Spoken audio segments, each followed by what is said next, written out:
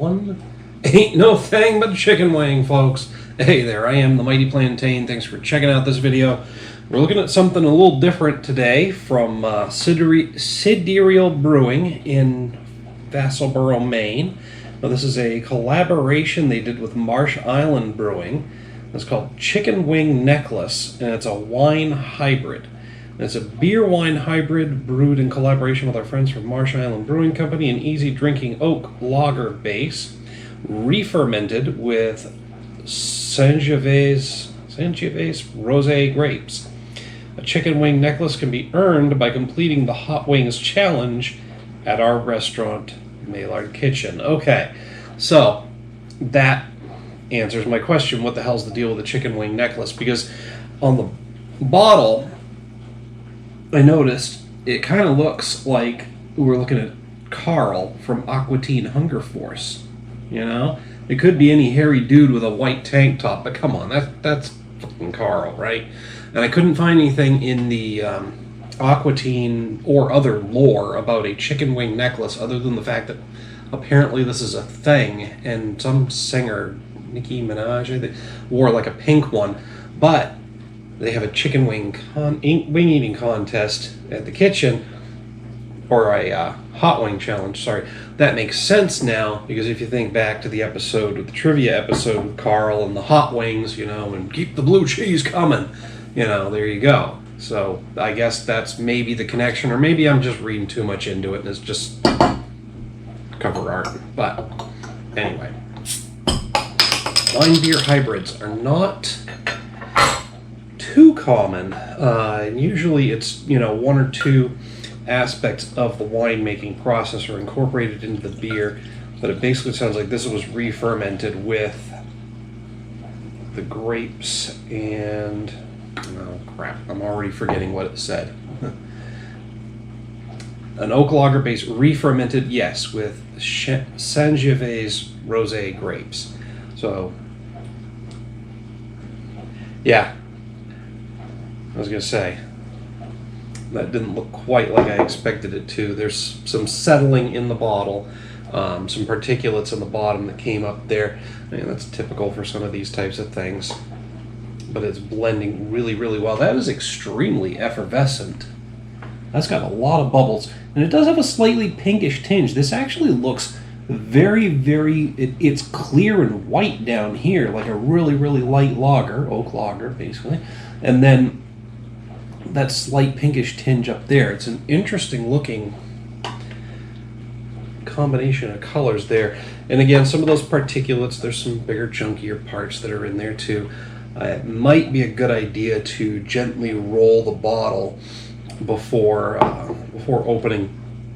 Maybe even something that would, well, I guess re-racking it isn't going to make a difference because it's just going to cause it to settle in a different spot. That's something they do with the wine. Never mind. It does have a slightly winey type aroma. Just that grapey grape fermentation.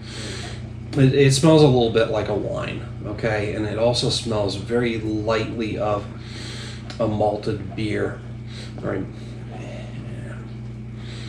And there's just a hint of woodiness in there as well. I promise, I have not had anything to drink yet tonight. I'm just, I don't know, out of sorts maybe a little bit.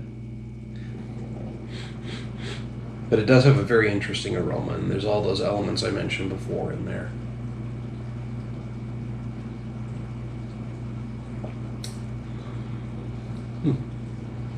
It's a little musty.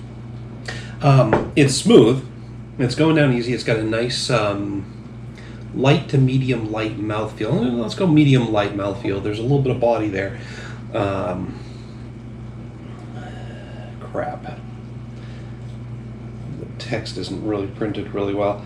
Or it's printed well. It's just in an odd color combination and smaller font that my old eyes are having trouble reading.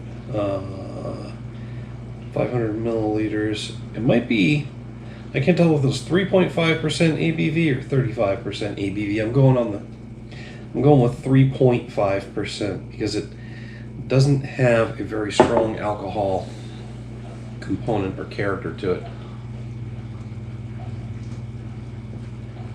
It's interesting.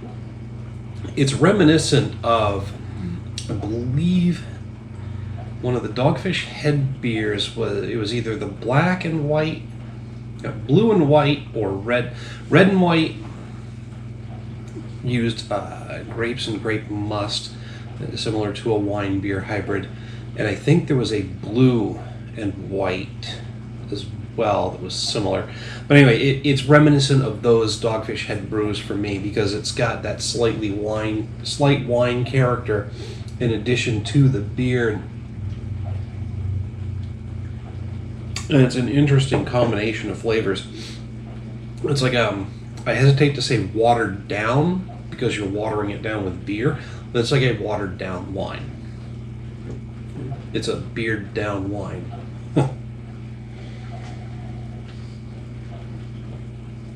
In any case, it's interesting. It's easy to drink.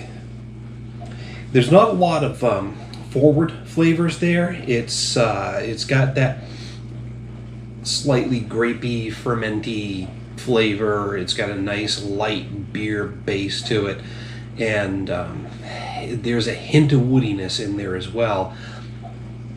But nothing that's really crazy, nothing that's really forward or overwhelming or like grabs your attention. Just the overall combination of those flavor elements just works really well together. I'm going to hit this with a 3.5 out of 5.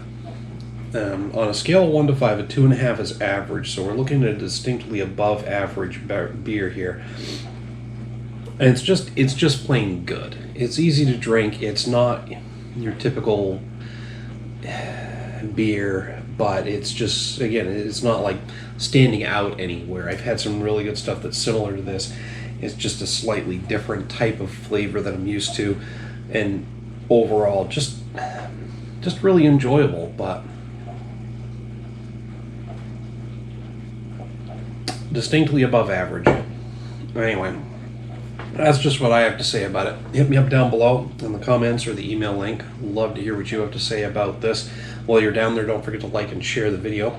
Make sure to subscribe to the channel. Until next time, folks, I might actually have to find out what this hot wing challenge is all about, because, excuse me, now I'm intrigued. Anyway, cheers.